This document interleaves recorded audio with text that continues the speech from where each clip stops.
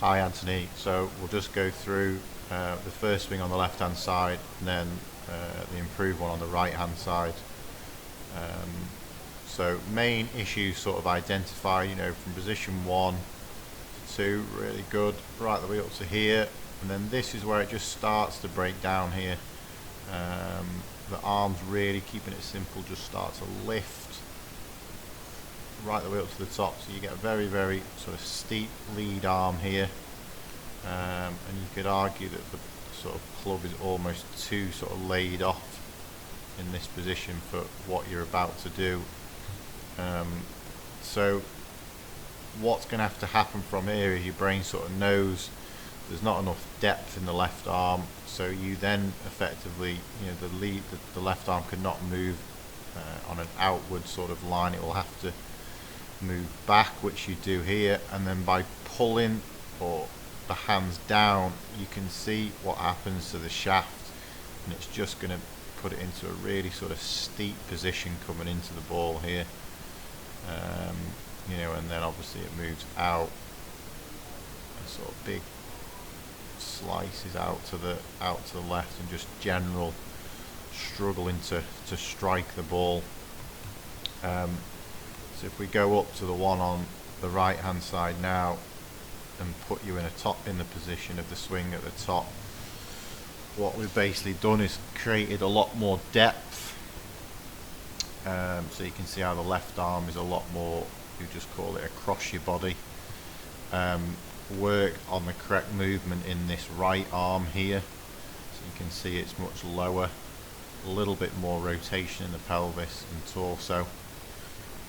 So you've put yourself in a position now where the angle of the shaft is similar to the one that you're going to want to produce at the bottom of the swing. So it's just now much easier for you to effectively bring the club down, move it into that slot there, which on paper is almost textbook, and you move away from the one on the left here.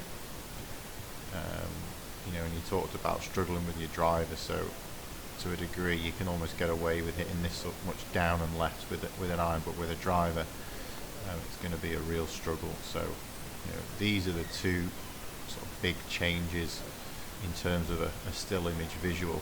So this is what we're trying to get to. This is slightly less desirable.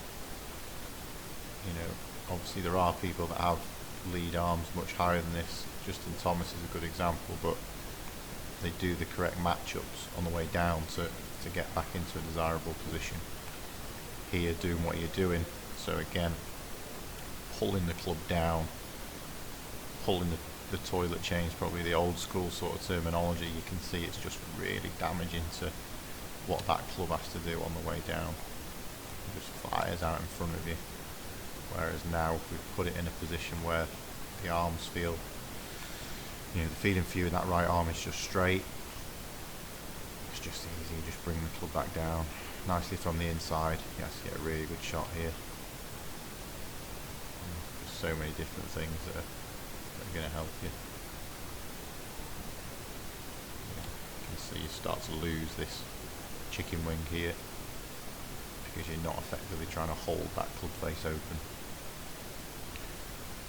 So massive change, did that pretty much 20 minutes being honest, so not difficult. You've just got to now repeat that, keep videoing your swing, you'll be drawing the ball all day long.